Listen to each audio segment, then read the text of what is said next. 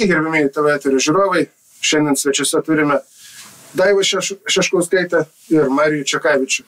Taigi, kalbėsim apie artėjančias šventes, apie papročius, dovanas ir visokias kitokias įdomybės. Kadangi svečiuose turime Daivą, prašom prisistatykit. Esu etnologė Daiva Šeškauskaitė, mokslų daktarė ir gilinuosi ypač į pačią seniausią mūsų klodą, tai kai buvo prieš krikščionybę, kas, manau, labai įdomu visiems, nes mes visi bandome kažką iškasti, egiptiečiai bando savo istoriją iškasti, mes turėtumėm iškasti savo.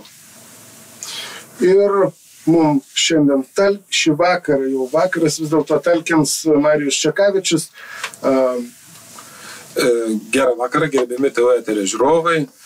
Na, aš jau gal šnekėsiu žemaitišką. Didelė prie tų visų senovinių papročių prisijėjimų yra ašvinė. Dabar vadinami žemaituką. Asmeniškai irgi esu šatrijos ugnies sergėtojas, užtat man didelę baisę duomen kapti senovės žemaitė, lietuvė, gerbi gamtą, savo pritarus ir senolius, kurie buvo išminties tęsėjai. Tai manau, gal ir pradėsim nuo to, kad pagarba senoviai, pagarba seneliam, pagarba mūsų išminčiai. Ir tas buvo labai svarbu, kas dabar jau nebesvarbu pas mus. Tai va čia tokie palyginimai, kaip buvo ir kaip yra dabar. Ir ar mes turime atkreipti dėmesį į tai, kad mes visgi dabar gyvename labai greitų laikų, viskas keičiasi, žmonės nebesupranta, nespėja gyventi, nespėja suprasti technologijų. Ir va šitam laike, ar mes suprantam, kad būtent išlikimas kaip tautos, išlikimas kaip žmogaus, lietuvio, yra svarbu.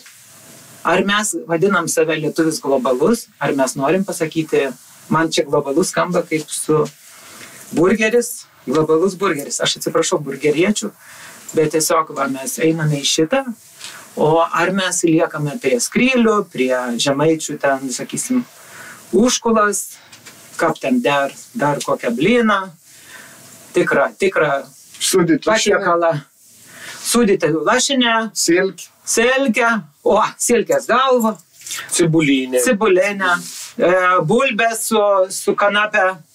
Tai va čia tokie dalykai, kurie mus turėtų tiek žadinti, tiek būt noro pažinti, susipažinti ir žinoti, kas tai yra. Ir mane visada žavi tai mūsų nepaprasti dalykai, tai yra kelionės. Senovėje, aišku, tokių dalykų nebuvo. Žmogus neturėjo tokio atostogos. Tai dabar mes turim atostogas. Mes dirbam, ar ne, baigiam darboholiką ir tada atostogaujam. Tai va šitas momentas yra įdomu, žmonės grįžta ir atostogų ir ką jūs girdite? Ką jūs, pavyzdžiui, girdite? Sako, grįžau iš Turkijos arba grįžau iš Egipto. Tu žinai, kokios ten legendos, kokie ten padavimai, tu žinai, ten skraidantis laivas, ten tas ir tas ir tas. Tai va, tai ir tada tokio žmogaus paklausi, ar žinai kokį nors lietuvišką padavimą? Iš savo krašto, ar iš Vilniaus, ar iš ten. Tai Lietuva turėjo padavimų? Va tokį esu gavus klausimą. Taigi, tai yra labai įdomu, kad bekeliaudami mes priimame kitą tautą, priimame jos papročius, nesgi merginos nevaikšto plikais pečiais Azijose ir panašiai ir musulmonų šalyse, netgi apsirengia indiškai, netgi jogą priima ir panašiai ir nuvažiavę Šenhui į Kiniją priima visą jų visą tradiciją, netgi visą. Ir netgi baldus stato pagal jų ir nieko nežino apie mūsų namų statymą, apie mūsų gyvenimą, apie mūsų papročius. Truputėlį įsiterpsiu, daug kas ne tik, kad keliaudami, bet yra daugelį atvejų, kada išvyksta iš mūsų šitos lietuvėlės ir grįžta tik po 5 ar 10 metų, daug dievai grįžta, dažniausiai negrįžta. Tai ne to, kad pasimirė ten, bet tiesiog rado kur geriau ir prisitaiko automatiškai prie tų papročių, o grįžę gal netgi ir kažkada ir žinojo ir matė, kol vaikai buvo, bet jau grįžta su naujom tradicijom, su naujom žiniom ir visai kiti papročiai. Tai kokius mes papročius turėtumėm išsaugoti svarbiausius lietuviškus kaip lietuviai? Taip, tai va čia ir yra klausimas. Kokius mes žinome papročius? Mes žinome, kad mes mėgstame vainikus pinti vasarą, tai turbūt jau čia visi žino, ar ne? Leisti į vandenį, jeigu turi bernelę ar mergelę, tai susitinka tie ir tada šokti per ugnį, tai turbūt irgi jau žinom. Joninės. Joninės arba Rasos šventė. Kupolės. Ir tada mes žinome, kad yra kūčios. Manau, svarbiau lietuviam kūčios negu kalėdos. Ir va čia mes galime tuo didžiuotis.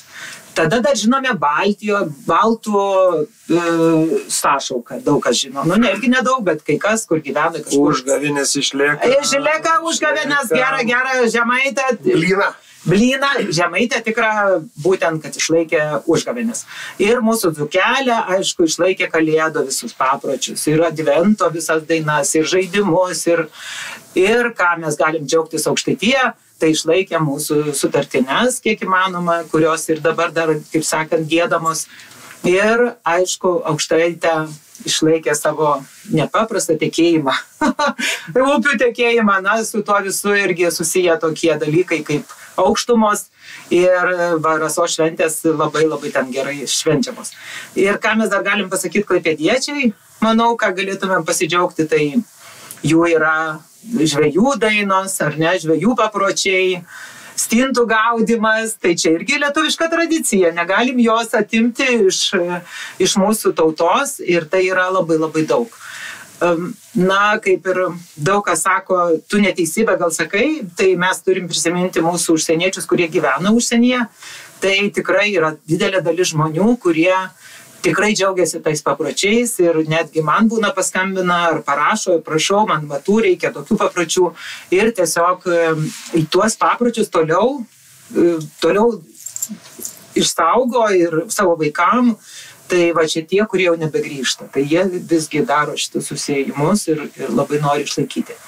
Tai manau, grįžtame dabar prie advento vadinamo ir kalėdų laikotarpio, tai va čia įdomus dalykas visada visiems įdomu, kaip tas adventas. Ar buvo tas, kad žmonės ten adventiškai gyveno, tai kaip aš sakiau, kad man įdomu tas senesnis laikotarpis, tai visgi kaip buvo.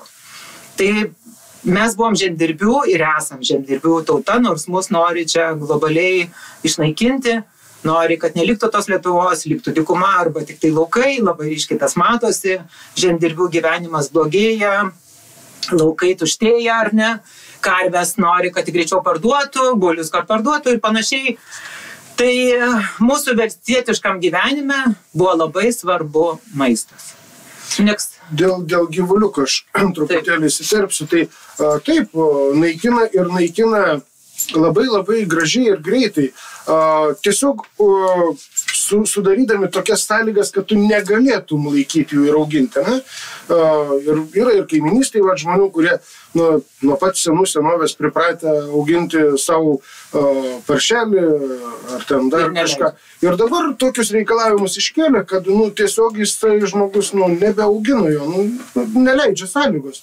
Tai taip, žemės ūkis ir gyvulininkystė yra naikinama, tai manau, kad čia neklysta. Visiškai atskirai reiktų tą temą, žinai, pakalbėti, ar ne? Dabar kalėdų, o tikrai atskirai valstiečių, mūsų ūkininkų gyvenimą reiktų panagrinėti, nes tikrai labai daug kas nesupranta, kaip tas yra. Ir dabar tas valstietiškas gyvenimas prieina prie to, kad iki paprastai žemaitę, tai kalėdų arba užgavėnių laikotarpis, kada pjaudavo paršą. Uotep, pjauna. Tai kaip bežiūrėsim, mes galim sakyti, mes čia tokie, anokie, mes dabar gyvenam gal labai kitaip, yra sėklininkų, yra vegetarų, yra veganų ir panašiai, bet mūsų žmonės gyveno pagal tai, ką turėjo. Tai va čia yra labai paprastas dalykas ir sakyti, kad mūsų senoliai gyveno blogai ar neteisingai, tai yra labai negražu, nes žmonės paprastai, jeigu buvo blogas derlius, neturėjo ką valgyti. Tiesiog. Tai čia sakyti, kad jie turėjo vegetauti ar tik sėklas valgyti, jie ir valgė sėklas. Tai va čia šitas... Ir gyveno sveikai, ir valgė lašinius. Ir kas įdomu, kad kadangi ateina laikas prieš kalėdas, kada pjaunamas paršas, šitas laikas buvo labai sausas, žmonės neturėjo ką valgyti ir, kaip sakydavo, svarbiausia pašerti vištas, kurios gyveno tarp kitko po pečių pas Daugą. Grinai buvo pečius ir apačioj buvo ta vištidė, į kurią įleisdavo vištas. Dėl ko? Todėl, kad dėtų kiaušinius, kad nors vieną kiaušinį per žiemą turėtų. Sako, vaikui palys po tuo pečiam, ieško kiaušinį, iškeps bandą. Tai va, tai čia yra įdomus tokie momentai ir mes turime į tai pažiūrėti, kad šitas advento laikotarpis buvo labai lengva padaryti krikščionybei, nes tai buvo tas sunkus laikotarpis, kada savaime viskas išsisprendė. Ir žmonės tiesiog neturėjo ką valgyti. Ir lygiai taip pat gavėnia, kas buvo laikas, kada jau viską suvalgo, nes buvo labai svarbu daug prisišlamšti ir pavalgyti. Plius buvo vestuvės, piršlybos. Ir per piršlybos vestuvės labai daug išleisdavo valgio ir suvalgydavo. Ir aišku, užgavėnės, kada reikėjo labai daug pavalgyti. Ir gavėnios laikas, kas atitinka, žmonės nebeturėjo ką valgyti. Ir man labai daug mačiučių sakė, kad karvė išstumdavo. Kai reikėjo žolę, tai nebeišeidavo karvė, arba netgi viena močiutė pasakojo, kad reiškia pakabino karvę ant tų pilvo ir išnešė ją. Jinai nebepaėjo. Tai įsivaizduokit, ką kalbėti žmogui, jeigu neturėjo ką šerti gyvulių. Tai va tokie laikai buvo, kada mes turime pažiūrėti šitą laiką visai kitaip. Ir dabar mes galim sakyti, mes tiek prisivalgę ir mes nebežinom, ką norim valgyti, nes mūsų prikišti šaldytuvai ir prikišta visko. Ir mes tiesiog sakom, oi, čia gal tą norim, gal iš vis nieko nenorim. Tai tada galim ir sakyti gražiai, kad mes galime pabadauti ten dieną, dvi ir panašiai. Tarp kitko, tas badavimas tai niekada nebuvo toks badavimas, koks yra dabar, kad žmogus nieko nevalgo ir panašiai, nes visą laiką vis tiek kažką valgydavo, vis tiek kažką užkasdavo ir sakydavo, nors lašinių, kaip sakydavo, lašinė, nors lašinė gabalą. Ane? Su ruginį dauną. Su ruginį dauną. Tai, ne, ruginį kampą. Ruginį kampą, sako, susirask. Tai va, nors tiek užkasi ir jau būsi, kaip sakant, sveikas. Tai dabar grįžtam prie tų kalėdų. Tai va čia kalėdos. Tai reiškia mūsų pirmiausia teta Kūčia. Tai aišku, visos šeimininkės labai slaptai ir neslaptai, ar ne, kepa pyragus, paršiuką ten. Na, buvo labai svarbu Žemaitėje, tą mažą paršiuką. Nu, manau, kad čia vaikam gal buvo gaila ir dabar gal vaikam gaila, bet tas buvo, kadangi žmonės augino paršiukus, čia irgi viską reikia pažiūrėti kitaip. Ir, na, kaime bent jau 2-3 augindavo kiaulę, kuri atsivesdavo paršiukų. Ir taip ir man pasakoja, kad būtent tas, kuris netaip gerai augdavo, tai va čia būtent buvo auka dievam iš senovės ir tuo pačiu buvo tas paršiukas tam paaukojama, kad būtų gražios kalėdos. Tai va čia yra visiškai kitas požiūris į šitas kalėdas, kai tu žinai, kokiu būdu ateina ant stalo tau paršiukas. Na, žinokit, tikrai nežinau, vaikystė gal valgiau. Žonsis irgi kepdavo. Žonsis, jo, bet paršiukas irgi, jo, taip, žonsis, antis. Cielą paršiuką, taip. Ir viduj kopūstai, obuolė, morkas. Jau čia tas... Taip, įdaras. Pastarnoks, taip, visas ir opė, ten įdėta viskas, jo, ir ta žąsį irgi būtinai visko pridėdavo, būtina. Tai čia aišku, žąsis tai be abejo, bet be paršiukas tai buvo toksai jau kaip delikatesis, ar ne? Nu ir atrodydavo gražiau. Visas rudas, įsivaizduoji tą didelę pečių, įkištvės, šet, paršiauką, jis tas rods toks graž. Nu, tikrai graži. Tai kaip pažiūrėsim, tai reiškia, kad padinės čia viską ruošiasi, vyrai, aišku, ruošia pirtį, įsivaizduokim tokį vaizdą gražų ir tikrai žmonės dabar turi daug kas tas savo sodybas, tai manau labai geras laikas grįžti į tas sodybas, o ne, na, aišku, mes dabar labai paprasti. Mes paskambinam į kažkokią kavinę ir sakom, paruošk man kūčias. Ir tau 10, 12 ar netgi 17 patiekalų, tau viską suruoštų, tik pasineši namo. Ir netgi žmonės nebeišima iš tų indelių. Atidaro indelius. Ir kaip paskutinė vakarienė visi valgo. Aišku, labai gerai. Ir aš manau, tos kavinės padaro puikiai ir labai skaniai ir labai gražiai. Ir tikrai mes to laiko neturim. Tikrai užsiėmė visus. Bet jeigu jūs galite su vaikais išvažiuoti tą vadinamą kūčių vakarą ir atsidėti tam, nors šližikų kepimą, nors tai bandą iškepti, banda labai svarbu banda. Ir tada aišku, pasidaryti ir tą pieno, aš tai visą laiką siūlau visiems pasidaryti kanapių pieną. Aguonpienį, bet ir kanapinį. Labai svarbu kanapinį, aguonpienį. Va čia labai labai svarbu pasidaryti. Ir aišku, reikia neužmiršti jau gruodžio 15, gruodžio 10 jau užsipilt vandenį. Ir rugius, ir aguonas, ir kanapės. Na, žinot, mes vėl technologijos mūsų. Tai daug kas ką daro. Pasima aguoną, sumala su kavos mašinėlė. Arba kanapės kitaip naudoja. Arba kanapės. Oi, tos kanapės. Miltelius dabar. Miltelius net. Eik, tu sak, dar aš to negirdėjau. Dekriminalizuoja.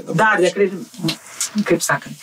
Tai, bet dabar, žiūrėkit, aš jums kaip pasakojau šitą įdomų dalyką, kad žmonės labai sunkiai gyveno, iki to ta vadinamas toks nepriteklius buvo.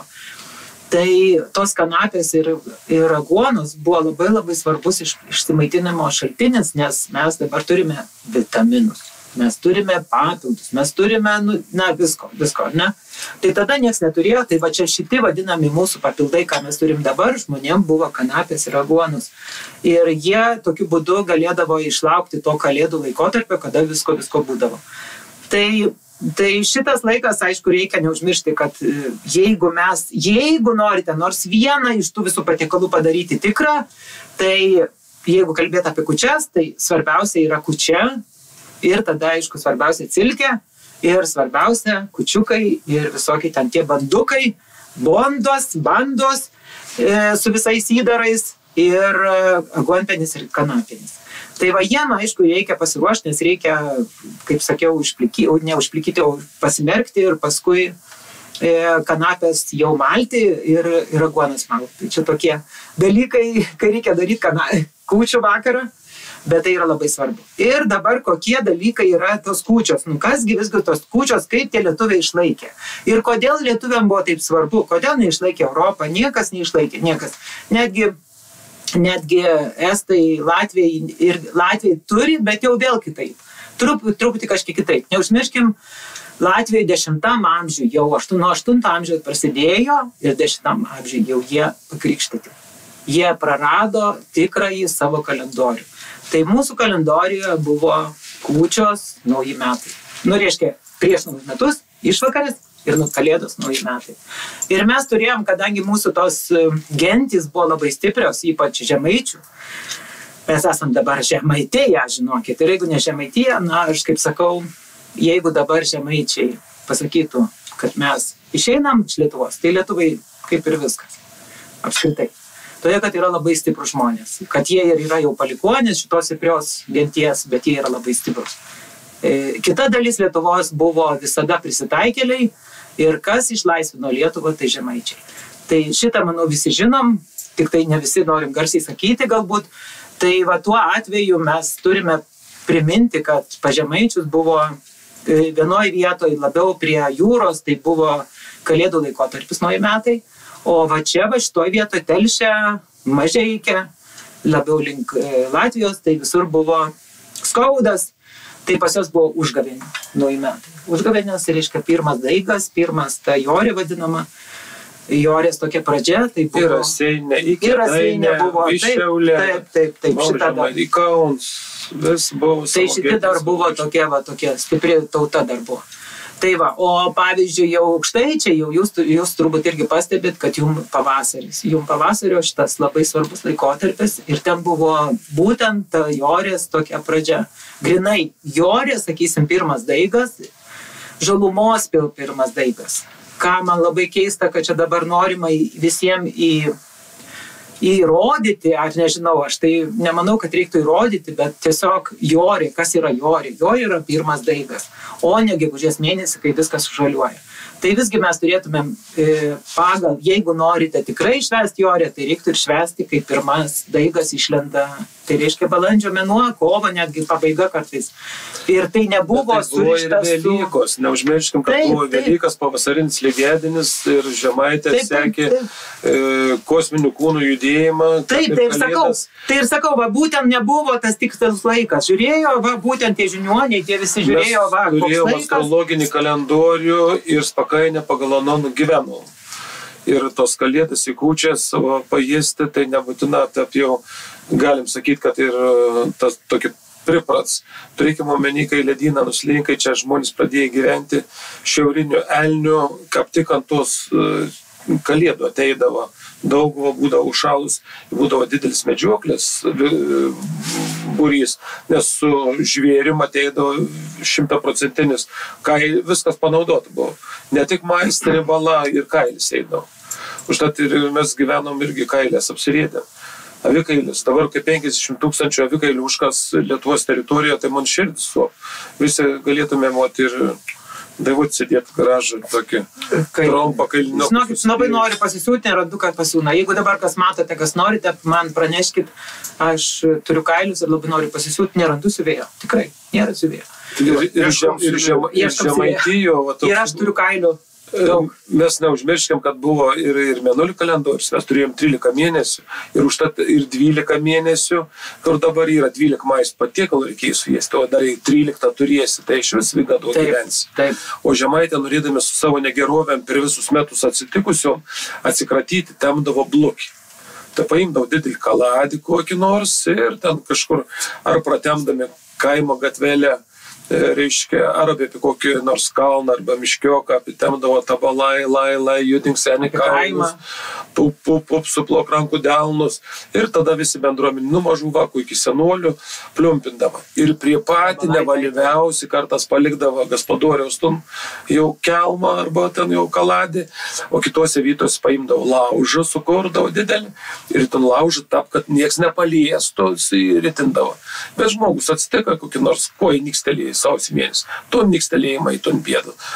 Gaspadė nepriekė, tu napriekėjimai, tu bėda. Vaka nepaklausi, dar aš nenuravėjai vasarą. Ir tu nepaklausi, vakų į tu kelmą. Vis savo energetinės bėdas sudėdavo. Ir viskas. Ir ons pradėdavo jau naują gamtos ciklą šviesumo. Ir švesdavo tarp kitk šviesos dieną, kada jau nustodavo trumpėti dieną. Ir būdavo šviesos, dabar neprietelė pavadina Liucijos dieną. Nežinau tą Liucijos, bet turėtų būti 21, 22 arba 22, 23. Iš tikrųjų, tai šiemet yra 22, atrodo, reikia pažiūrėti tiksliai. Bet čia reikia žiūrėti ir tą visą, kaip sakant, žvirtyną ir panašiai. 7 valandas 14 minučių trumpiausia yra diena jo. Taip. Čia per lygiadienį. Ne. Saulė, gražam.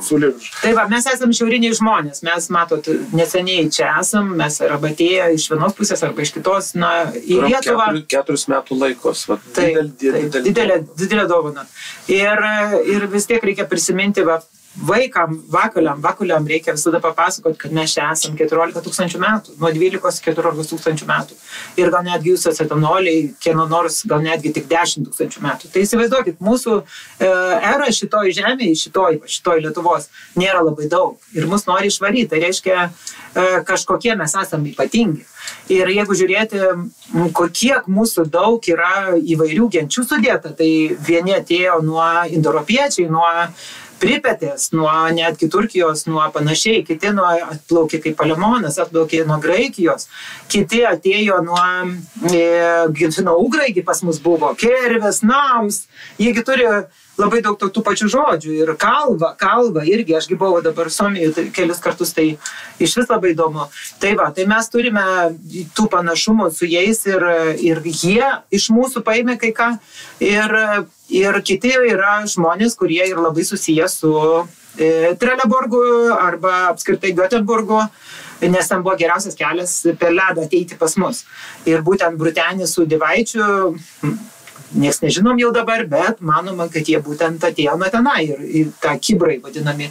Ir jie įkūrė, sakysim, tą prūsų visą bendruomenę, su jais susidraugavo, asimiliavosi ir pradėjo draugauti.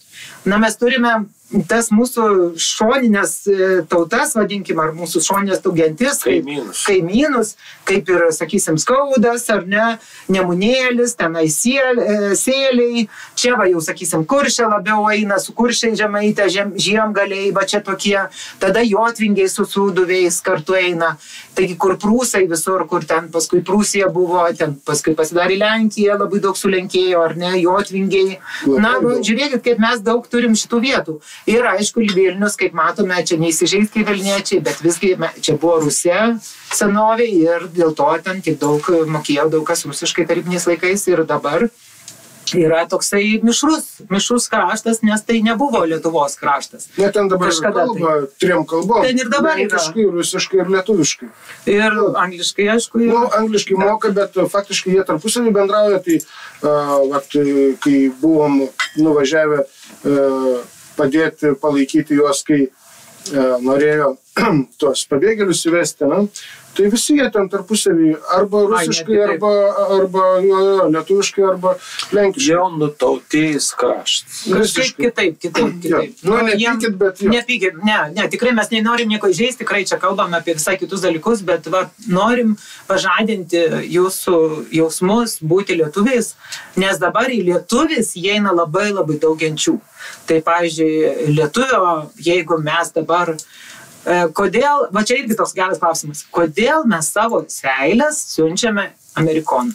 Kodėl mes neturim tų genų fondo, kur mes galėtumėm siūsti, chemikų, turim pilną, kurie prarado N+1 darbų. Aš žinau, gal 10 chemikų, kurios prarado darbus ir pradėjo dirbti administratorėmis ir taip toliau. Tai visgi, jeigu tos verdavėjos Maximo, tai būtent su aukštuoju. Ir čia nieko tokio, kad aukštuoju dirba Maximui, bet jinai galėtų būti genų, būtent nepaprastas žmogus, kuris galėtų išaiškinti. Ir ką mes matytumėm, priduodami savo seilės į lietuvišką geną. Matytumėm, mes esam ir kuršiai, ir žiemgaliai, ir jotvingiai, ir sėliai, ir,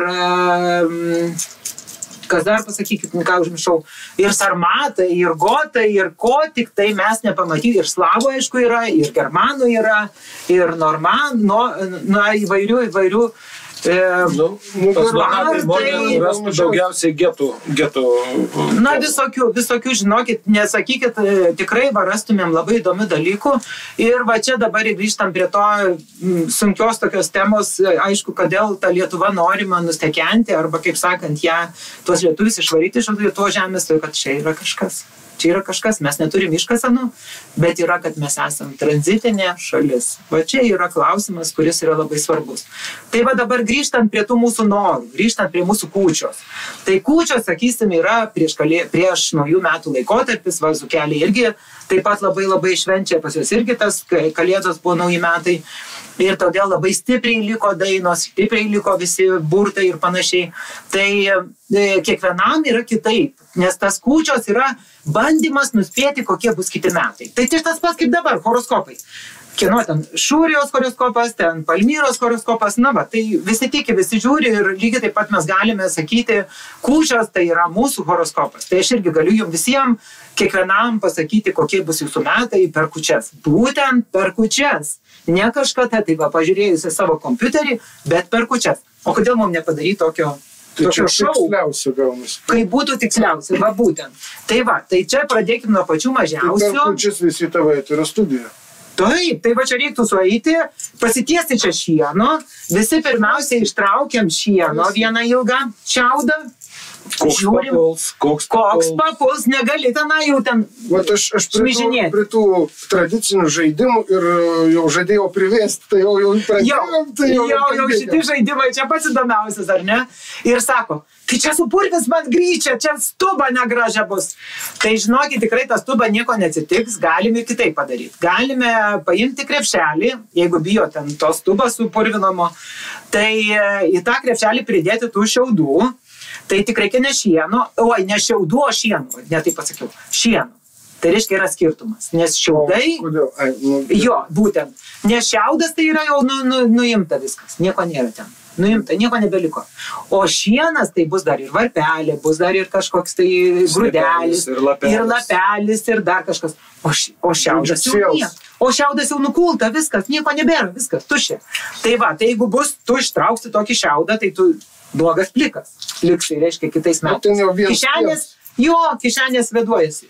Tai, žodžiu, reikia šieno būtinai. O šieno rasti tikrai nesudėtinga, jeigu jau neturi ten kur nors šalia karvių, tai aišku, dabar jau labai daug kaimelių neturi karvių, arba sako, atvažiuoji koncertuotai, sako, šitam miestelyje turim vieną karvę. Tai iki tokių dalykų dabar yra.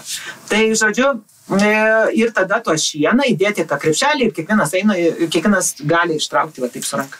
Nuostabu. Ir pažiūrėti, ir ką reiškia. Va čia labai daug įvairių tų pasakojimų, kad vienaip ar kitaip. Bet iš tikrųjų tai buvo, kokie tie metai bus. Tik tai metai. Ne kažkokie 10 metų. Ne iki ateinančių. Iki ateinančių ir vienam žmogų. Ir vienam jo. No. Pažiūri, išaiškini. Ir matai. Ir žinokit, čia nereikia net burti, nereikia mokėti burti, nes tu pamatai, jeigu ten yra stebelių daug, tai reiškia kažkokie įvykiai, tai reiškia kažkur keliausi, tai reiškia kažkas bus, ar ne? O jeigu dar koks žiedelis, tai reiškia jau ir kažkokį rasi draugą, ar ten galbūt jums pasiūlys, jeigu turit vyrą ar žmoną, tada reiškia bus kažkoks pasiūlymas geras, gal darbo. Na va, čia reikia truputį paimprovizuoti, visi mūsų horoskopininkai kažkiek irgi truputį improvizuoja ir čia bus labai gražu. Turbūt labai dažnai.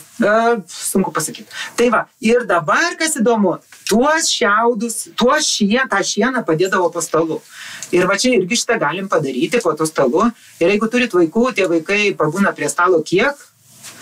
Na, 2-3 minutės, 5. Ir jiem visai neįdomu. Ir kadangi mūsų senoliai neturėjo kompiuterių ir telefonų, na, dabar visi jau turbūt ir prie kūčių stalo su telefonais. Ir visi laukia, kol šeimininkas pradės ar ne kalbą. Tai tada vaikai tiesiog atsigula ant tų šieno ant po stalų. Tai čia galim išbandyti. Čia labai daug šieno reiks sunešti. Nu, jeigu daug vakų. Bet jeigu veins, tai ką? Tai nieko. Donata, čia tilps tavo vaka. Telps.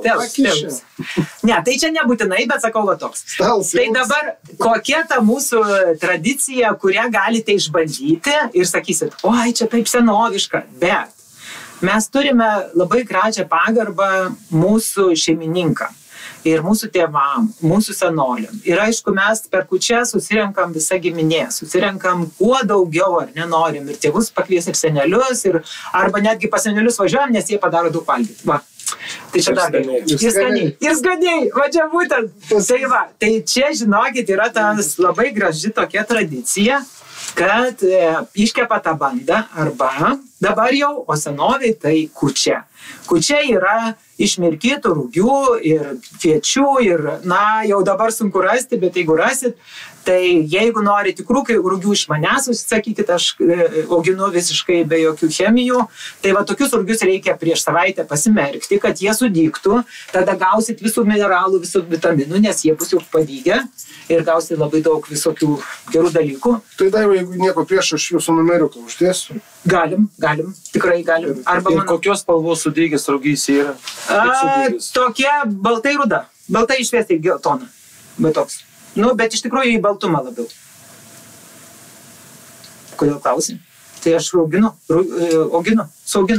Tai va, ir tada tiesiog labai lengva. Žinokit, yra ta skarda vadinama. Kaip kitaip vadina? Ta skarda Blieka. Blieka, teisingai. Kiti vadina blieka. Į tą skardą įpilu rugius, užpilu vandenėliu, bet nereikia daug užpilti. Bet žinokit, jeigu šiltas kambarys, va, pavyzdžiui, čia šilta, tai jeigu šiltas, tai jisai greitai garuoja. Tai reikia žiūrėti, kad būtų apsemta pirmą dieną. Ir tada reikia vis pripilti vandenėliu ir pamaišyti. Ir matysit, jau 3 dieną pradeda trupti lysti tas ir gali dar paauginti kokį 0,5 centimetro ir jau galima tada jau valgyti. Tai, nu, kaip sakant, jeigu sausas butas ar namas, tai reikia vis tiek apie savaitę, 5 dienas, taip, na, va taip.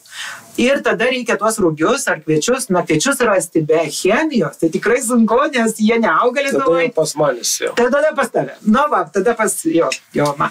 Irgi uždėsim numeriuką. Uždėsim numeriuką, tai va. Tai žinokit, tikrai verta padaryti tą kūčią ir tada toj kūčioj jau reiškia šiais laikais tai jau deda moteris visko. Visas sėklas visokias jas nuplauna ir riešutus ir medų, aišku. Tai va ten ir tinka ir kaip kas mėgsta ir ten galima ir triauškinti, kaip sakant, ir aguonas, bet iš tikrųjų tai yra tik tai rugiai ir kviečiai ir užpilama, užmiešiama, sako Žemaitė, užmiešiama medum. Ir va šitas patiekalas pasiima ta seniausia moteris arba ta šeimininkė ir eina aplink namą 1 arba 3 kartus.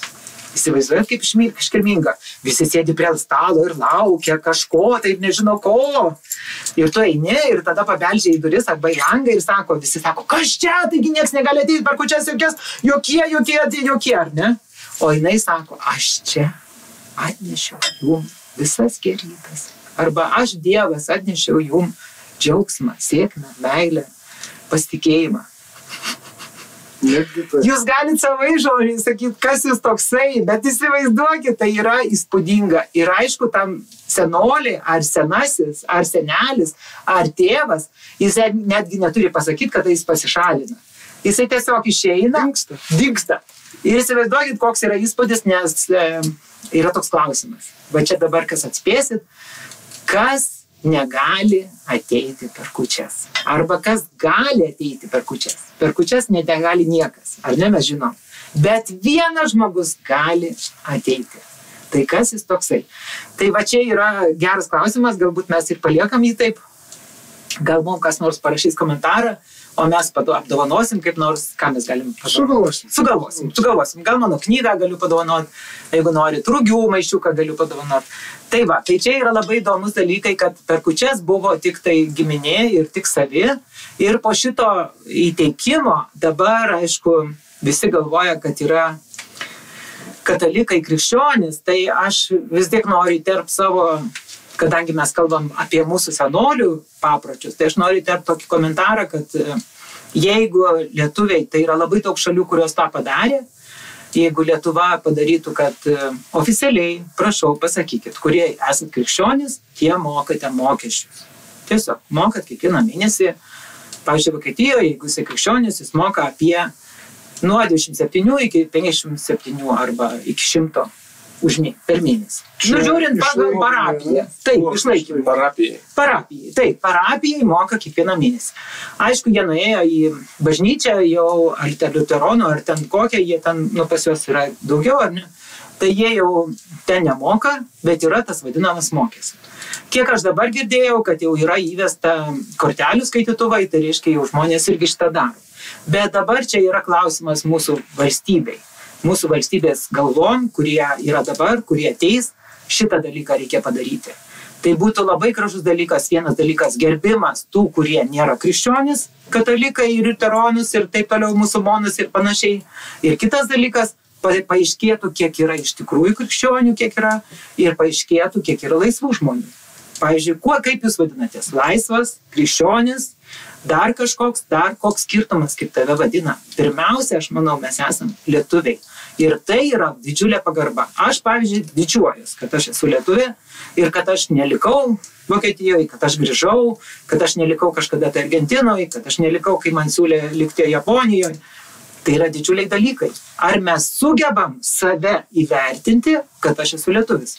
Tai va čia yra įdomu ir šitas dalykas padėtų išspręsti didelius dalykus. Vienas momentas, labai daug kas nežino, kad dabar, kur yra bažnyčios, ten yra ne Lietuvo žemė, ten yra Vatikano žemė.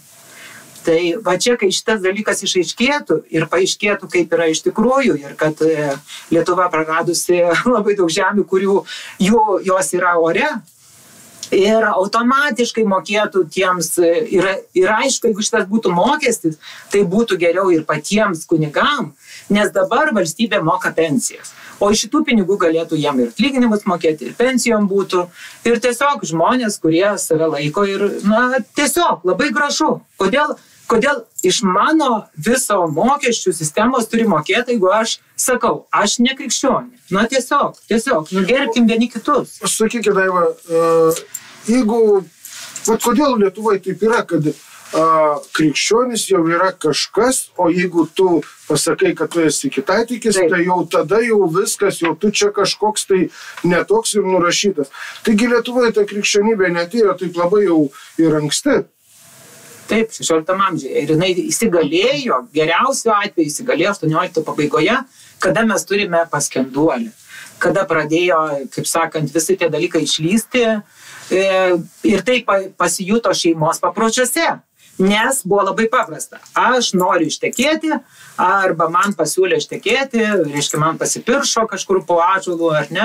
Ir aš nuėjau prie to ąžuolų, mes apėjom 3 kartus, suvalgėm vištą, arba mes sudėjom rankas, viens kitam pasakėm, aš tavo, tu mano, arba pasikvietėm ten draugą gerą, arba kažkokį žinionį krivį. Ir to pakakdavo. Svarbiausia, reikėjo suvalgyti vištą.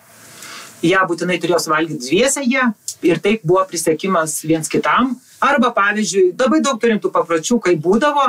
Vienas dar tokių labai įdomu buvo, kad valgo vištą ir sudaužo uzboną naują asotį. Uzboną, naują visiškai. Ir va čia buvo toksai kaip prisiekimas viens kitam. Ir kas iš mūsų dainų, tai žinom puikiai, kad labai svarbus yra dėmesys viens kitam, kai paduodama rankos viens kitam. Ar jūs kada padavėt viens kitam rankas abi per jūsų vestuvės? Tai va čia yra tas rankų padavimas viens kitam būdavo prisiekimas. Tai reiškia aš tavo, tu mano. Va, čia yra šitas veiksmas. Ir kas labai labai svarbu, ką aš dabar darau, pavyzdžiui, per mano, kur aš vedu vestuvės, tai vainikų pasikeitimas buvo tolygus žiedų pasikeitimui. Tai mes turėjom labai seniai, mesgi labai ilgai neturėjom jokio metalo, tai buvo vainikų pasikeitimas kaip žiedų pasikeitimas. Tik vėliau atėjo. Tai va, būtent vainikus pasikeičia. Lygiai taip pat vyras, lygiai taip pat mergina. Ir va šiti dalykai palietė pirmiausia atėjus krikščionybę, nes jie paaiškėjo, kad niekas nevedė. Nepaėmė sakramento pagal bažnyčią, ar ne? Ir tada ką pradėjo daryti? Juos pradėjo bausti. Iš pradžių pradėjo bausti vašku, kad turi mokėti vašką, paskui reikėjo pinigais, dalmonais, paskui, kokie ten buvo Lietuvos auksiniai ir taip toliau. Ir atėjo iki to, kad vis tiek žmonės neidavo, į tą bažnyčią nenorėdavo tuoktis. Ir tada juos, čia buvo pats baisiausias dalykas, kas yra dabar. Pažeminimas. Lietuvių pažeminimas. Tai va šitas dalykas buvo labai baisu. Aš netgi močiutę vieną kalbinau, kuri netekėjo, jos proprosenelė netekėjo ir sakė, čia ėjo per visą giminę tas, kad juos pastatė prie durų bažnyčios ir visi apspjaudė. Tai va čia buvo pats baisiausias turbūt žmonių paniekinimas. Tu ne katalikas ir kad tu neatėjai, taip, kad tu neini sekmadieniais, bet daug kas užmiršta, kas buvo tas sekmadienis. Tas sekmadienis buvo ne tik tai, kad vestuvės, bet, kaip žinot, kitaip savaitė buvo, sekmadienis, pirmadienis buvo, kaip dabar šeštadienis sekmadienis, tai buvo sekmadienis pirmadienis. Tai va čia dar buvo toks dalykas pas mus. Tai, nes pirmadienis būdavo karmošiai, visokie turgus. Ir buvo labai svarbu, jeigu tu ateini sekmadienį į bažnyčią, tai kai būdavo lažas, pavyzdžiui, arba būdavo pas baudžiauninkus dirbdavo, tai jie ateidavo su pinigais. O visos karčiamos buvo, tik vėliau atėjo žydai. Prieš tai buvo viskas bažnyčios.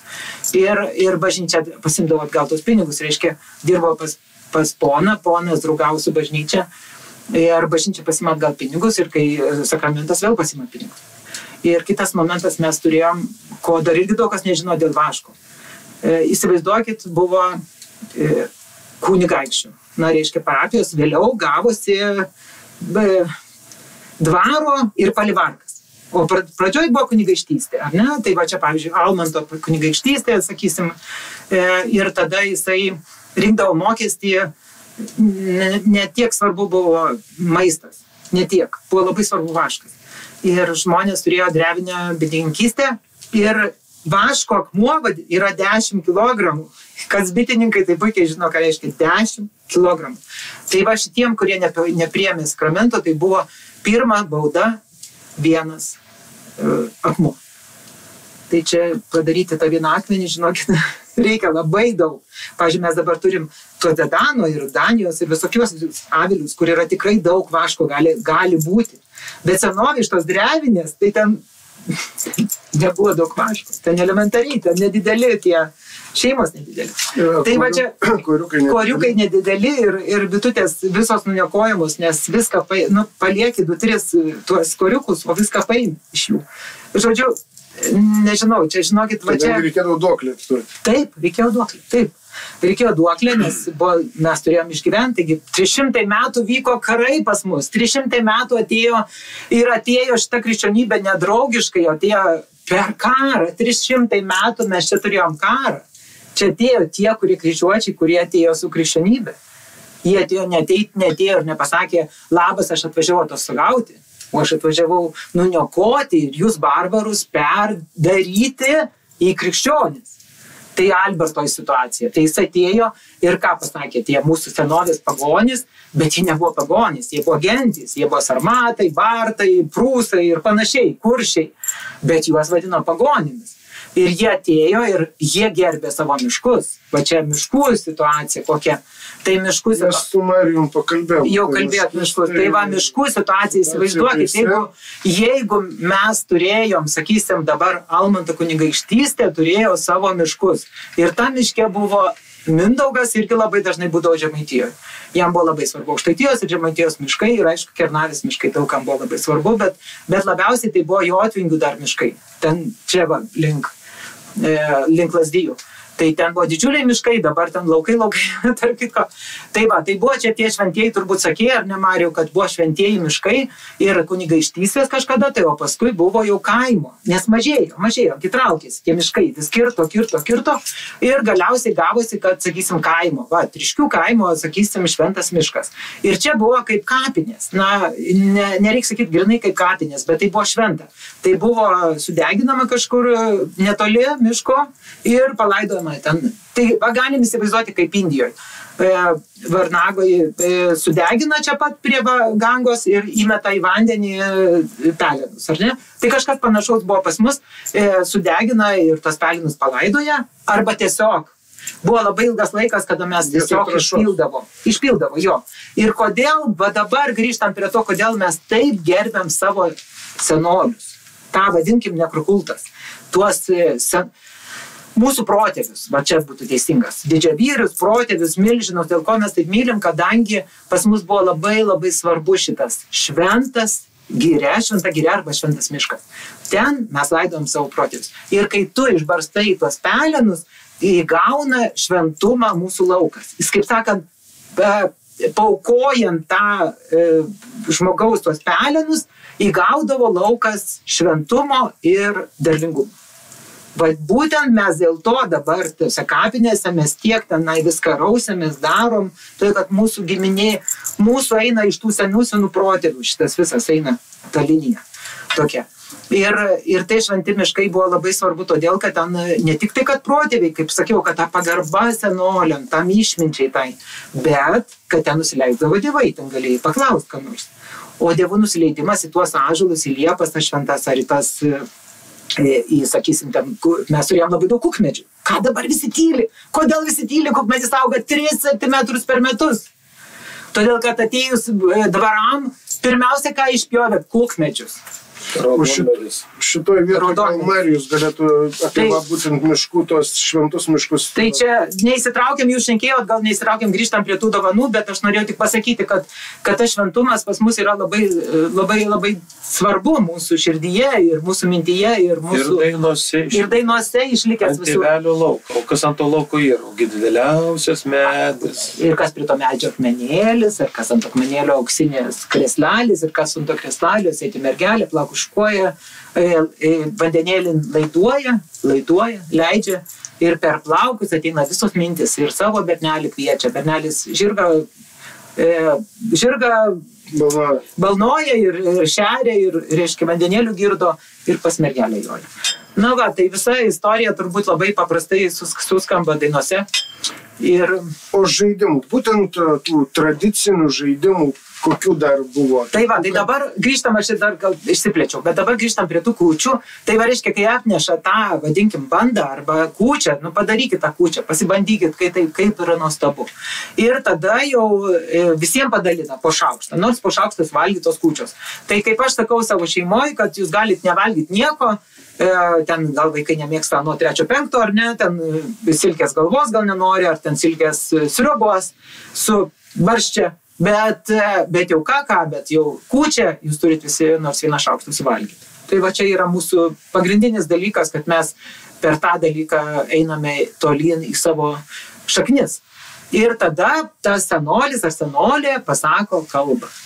Va čia dabar irgi sakysi, nieks čia nemoka kalbų sakyti ir niekam neįdomu. Bet nereikia nieko, reikia tiesiog, gal nėra to senolio, gal jūsų mama, gal jūs pati galite papasakoti, ką žinote iš savo gyvenimo senolių. Ir paaiškės, kad mes labai mažai žinom, kiek mes žinom savo generacijos, kiek. Dar senelių vardų žinom, o dar senelių vardų turbūt nebežinom jau, dauguma. Tai žinoma, taip yra. Tai tiesa. Ir va šitą laiką pabandyti atsiminti, kiek mes atsimenam vardų ir kiek mes atsimenam kokių nors senelių. Ir atsimenam, kiek jų yra mūsų šeimoje. Ir va čia būtent... Giminės medžio reikia. Giminės medžio. Tai jeigu dar kas nors ten giminės medį padaro dar geriau. Ir tada padėti tą lėkštutę, kad galima būtų visų valgių, kokie yra kūčių stalo, dėti tą lėkštutę visiems tiem mūsų protėviam, didžiavyriam, kurie nusipelnė milžinai, kurie jūsų giminėje yra labai svarbus. Bet ta giminė nesusideda iš mano linijos, susideda iš mano vyro giminės linijos, iš mano tėvų linijos, iš mano protėvių linijos. Įsivaizduokit, kiek yra toj lėkštutėj visko sudėta, tokie mūsų protėviai. Tai va šitą lėkštutę labai verta sudėti visko ir paskui palikti būtinai ją, kad ir labai jūs tvarkingi ir norit nukraustyti naktį, iš tikrųjų reiktų palikti valgius, bet jeigu jau norit, tai tą lėkštutę būtinai palikit, nors ant palangės. Ir ryte tada jau, kai pamatysit, kad ten kažkas pavalgė, reiškia atėjo vėlės, pasimaitino, tada jau galite išnešti paukščiukam, ar ten šuniukui duoti, ar ten tiesiog į lauką paberti, ar į mišką. Ir va čia būtų jūsų labai gražus prisiminimas, pabuvimas su visais. Ir va tada prasideda linksmybės. Aišku, mes prisivalgom tiek, kad ten pilvai nebeatsikelia ir jau tada galim pradėti žaisti. Tai pirmas, manau, žaidimas, kas labai linksma ir manau tikrai visi padarysi. Apie žaidimus žiūrėkite sekančiai laidoje. Iki. Iki.